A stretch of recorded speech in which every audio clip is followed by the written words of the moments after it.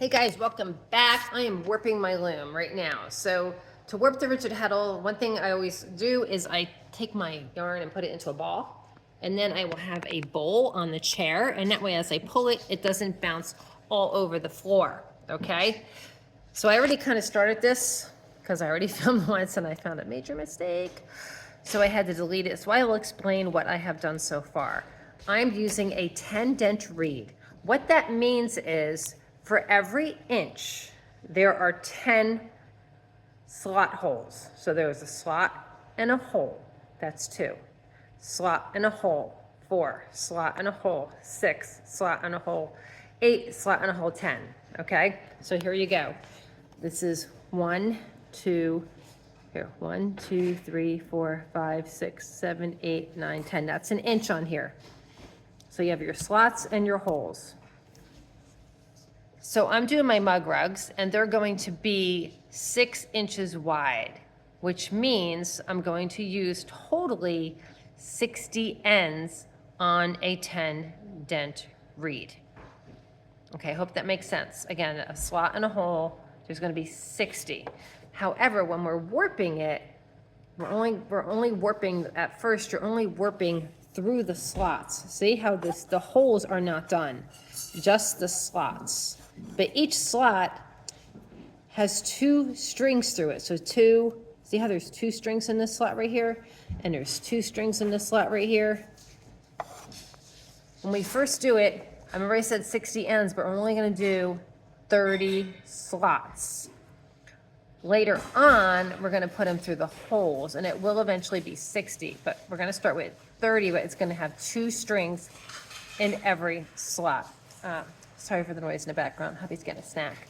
So what we started with is I just took my yarn and I tied it on right here. And then I take it and I pull it through. I take my warping tool. Now there's a couple different warping tools. This is the one that usually comes with your kit. I also have a bunch of these. I like to use these on my big loom. I actually use these on this loom too, but this is the one that comes with the rigid heddle most of the time. So what you do is you go from front to back. You go from the front and you go into a slot. Okay, you're gonna grab the yarn. Now notice my yarn right now is over top of my back beam. So I'm going to go under, and now I'm going to grab this thread with my tool. So I'm gonna put you right here for 1 second so I can actually do that. So again, I went from front to back. Okay, I'm going front to back. My thread again is on top of my beam, so I'm going to take it under. And now you see how it's doubled up like this?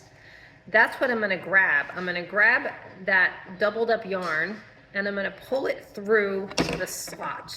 Now this falls off all the time. It's annoying. Just don't even worry about it. So now if you see, I have 2 strings. All right. This is the pulley side. The pulley side, I always tend to keep. Let me get my phone, thank you. See, I'm going over, and now I'm gonna go for a walk. You're walking, walking, walking. If you use a peg, you're gonna put it around the peg. I just put it around my chair because then I can just do a nice big area. I don't have to have a long table. I can do it any length I want. If I want it short, I gotta do it short. I love using my chairs to work my loom. So again, this is the tight side. And then this side over here is the pulley side. So if I pull it, it's going to keep pulling. It's going to get really loose. Okay? So you notice how I have a couple over here. Then I'm going to come back down to my loom. I'll put you down for a second. And now my thread is under. It's under my beam. So I'm going to go over. So if it's over, go around and go under. If it's under, come around and go over. Again, I'm going to grab it, go through a slot. So we always warp through the slots. Now I'm going to, again, double it up. So I make a loop, make my loop, see? I grab that loop with my tool and I pull it through my slot. So again, here you can see where it's pulled through my slot. This is the pulley side. So again, that's going to go toward, okay, ready? Here's my pulley side. You're gonna see me in a minute. Here's my pulley side. That's going to go on the outside of the chair there, away from me. Okay, it's just when you do that, what happens is this is nice and organized. It actually reminds me of the suspension bridge, right? Pretty cool. So that's how you're going to work this. You just keep doing that over and over and over. Again, my yarn is now on top of the beam, so I'm going to go under. So when you come to one of these strings here, so let me do that. The string is here attached to my beam. It's easier when it's on top of the beam than under the beam. When it's on top of the beam, I'm just going to go past the string, and now I'm going to grab it. Here, oops, I almost missed one. I'm going to grab it, and there we go. And now I'm ready to go for a walk. But I want to tell you something. I'll be right back. I have to do my walk. There we go. All right. So what happens if you miss a slot? Like I almost just missed a slot. It's a couple of things you can do. If you got your whole thing done and it's already wound on and you realized you missed a slot, you can say, oh, and you can leave it in as a design element because nobody's perfect and it's okay to have a mistake here and there. It's okay.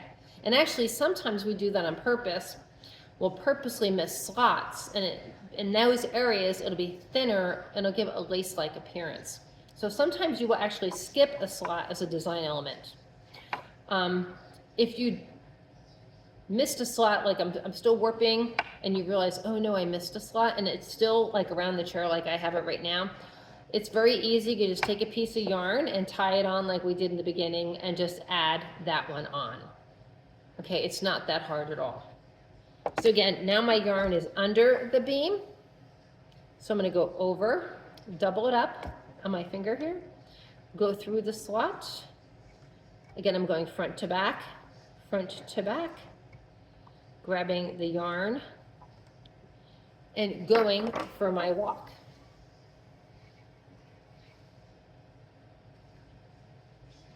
Okay, I'm going to keep doing this until, again, it is 6 inches wide, which, again, will be through 30 of these slots, okay? So I'm already at 1, 2, 3, 4, 5, 6, 7, 8, 9, 10. So I'm already a third of the way warped.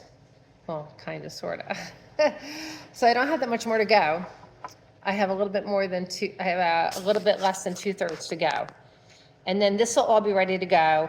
And then I will show you how you have to roll it on, and then you have to cut the ends, and then you got to put it through all the little holes.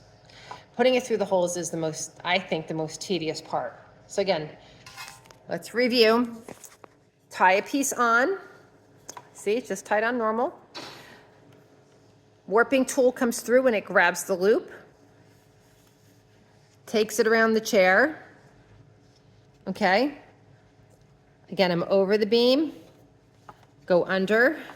Here's your loop. You're going to grab it with the warping tool through the slot, take it down. And just keep repeating and repeating and repeating until you have your desired number. Okay, again, mine is 30.